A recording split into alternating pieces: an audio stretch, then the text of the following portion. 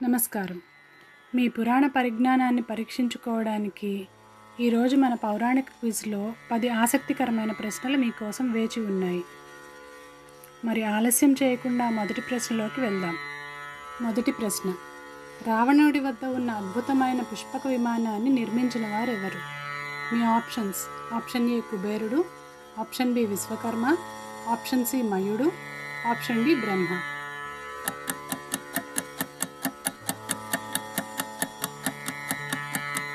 సరైన సమాధానం option B Vishwakarma. దేవశిల్పి అయిన విశ్వకర్మ బ్రహ్మదేవుని కోసం ఈ పుష్పక విమానాన్ని నిర్మించారు. బ్రహ్మ దీనిని కుబేరుడికి బహుమతిగా ఇవ్వగా, రావణుడు తన అన్న అయిన కుబేరుడిని ఓడించి దీనిని స్వాధీనం చేసుకున్నాడు.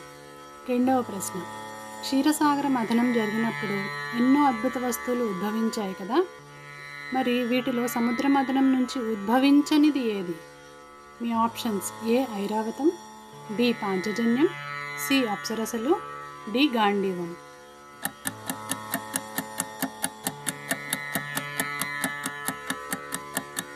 సరైన సమాధానం గాంధీవం. ఐరావతం, పాంచజన్యం మరియు అప్సరసలు సముద్ర మథనంలో నుంచి పుట్టినవి. కానీ గాంధీవం అనేది అర్జునుడి శక్తివంతమైన ధనస్సు. దీనిని అగ్నిదేవుడు అర్జునుడికి ఖాండవ దహన సమయంలో బహుకరించాడు. మూడవ ప్రశ్న: పాండవులలో అత్యంత బలశాలి అయిన భీమసేనుడి అపారమైన శక్తికి సంబంధించినది. భీముడు ఎన్ని ఏనుగులతో సమానమైన శక్తిని కలిగినవాడు? మీ options: option A 10,000, option B 5,000, option C 1000, option D 2,000.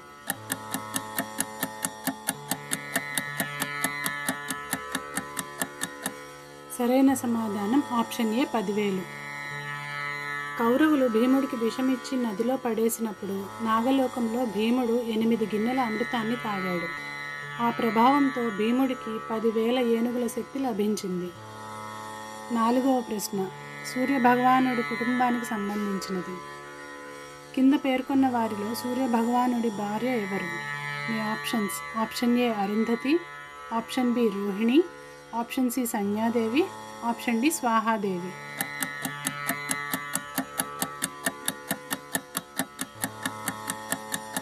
సరైన సమాధానం ఆప్షన్ సి సంజ్ఞాదేవి. సంజ్ఞాదేవి దేవశిల్పి అయిన విశ్వకర్మ కుమార్తె. ఈమె సూర్యుని భార్య. పురాణాల ప్రకారం ఈమె సూర్యుని తేజస్సును భరించలేక తన నీడను ఛాయాదేవిగా సృష్టించి తపస్సుకు వెళ్ళింది. అందుకే సంజ్ఞ మరియు ఛాయ ఇద్దరు సూర్యుని భార్యలుగా పిలువబడతారు. ఇక ఐదవ ప్రశ్న: కురుక్షేత్ర యుద్ధతంత్రాన్ని మలుపు తిప్పిన ఒక కీలక పాత్ర గురించి. మహాభారత యుద్ధంలో శల్యుడు ఎవరికి సారథిగా వ్యవహరించాడు? మీ ఆప్షన్స్: ఆప్షన్ ఏ అర్జునుడు, ఆప్షన్ బి కర్ణుడు, ఆప్షన్ సి భీష్ముడు, ఆప్షన్ డి దుర్యోధనుడు.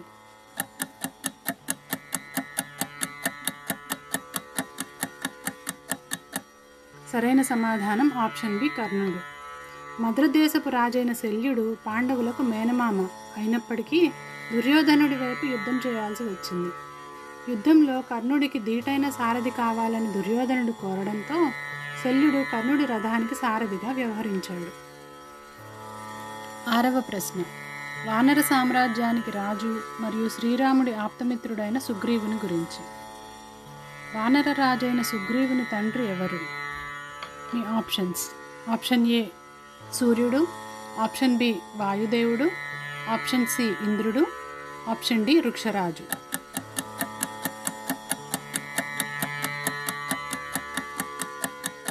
దీనికి సరైన సమాధానం ఆప్షన్ ఏ సూర్యుడు.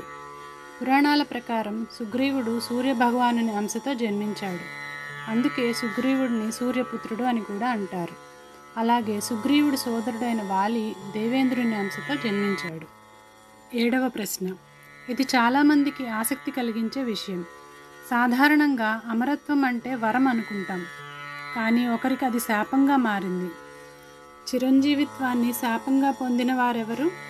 మీ options: option A Balichakravarti, option B విభీషణుడు, ఆప్షన్ సి కృపాచార్యుడు, ఆప్షన్ డి అశ్వత్థామ.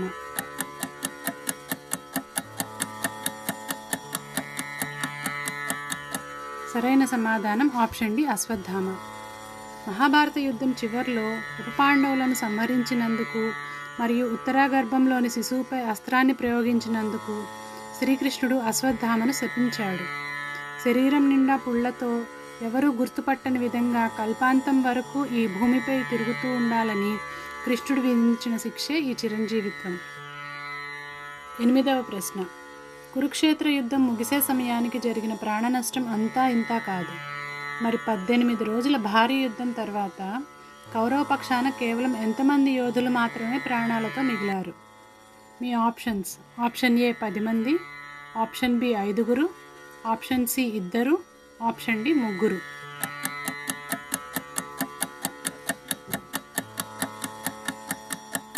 సరైన సమాధానం 3. కురుక్షేత్ర యుద్ధం ముగిశాక కౌరవ పక్షం నుండి కేవలం 3 మాత్రమే బతికి ఉన్నారు. వారు అశ్వత్థామ, కృపాచార్యుడు మరియు కృతవర్మ. వీరితో పాటు కౌరవుల సోదరుడైన యూత్సుడు కూడా ప్రాణాలతో మిగిలాడు.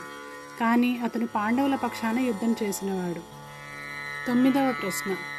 రామాయణంలో అత్యంత భావోద్వేగపూరితమైన ఘట్టానికి సంబంధించింది. సీతాదేవి తన పవిత్రతను నిరూపించుకుని భూమాత ఒడిలోకి వెళ్ళిపోయి భూమిలో ఐక్యమైన పుణ్యక్షేత్రం ఏది? మీ options: option A Janakpur, option B Sitamarhi, option C Ayodhya, option D Chitrakoot.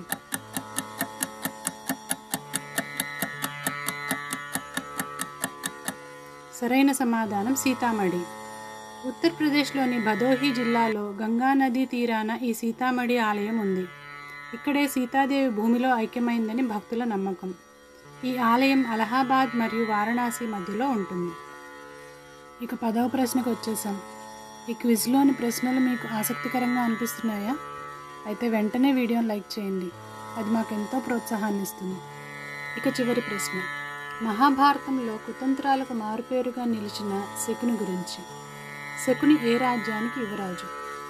Me options: option A Madra రాజ్యం, ఆప్షన్ బి మత్స్యరాజ్యం, ఆప్షన్ సి గాంధార రాజ్యం, ఆప్షన్ డి కాంపిల్య రాజ్యం.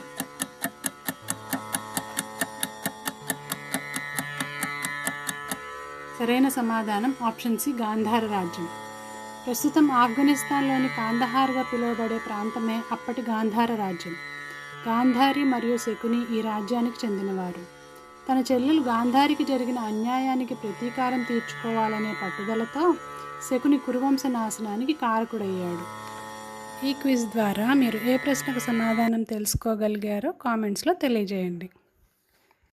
ఈ 10 ప్రశ్నలలో మీరు ఎన్నింటికి సరైన సమాధానాలు చెప్పారో కింద కామెంట్ చేయండి. ఇలాంటి మరిన్ని ఆధ్యాత్మిక విశేషాల కోసం మన ఛానల్ని సబ్స్క్రైబ్ చేసుకోండి. వచ్చే వారం మరో ఆసక్తికరమైన క్విజ్లో కలుద్దాం. జై శ్రీరామ్.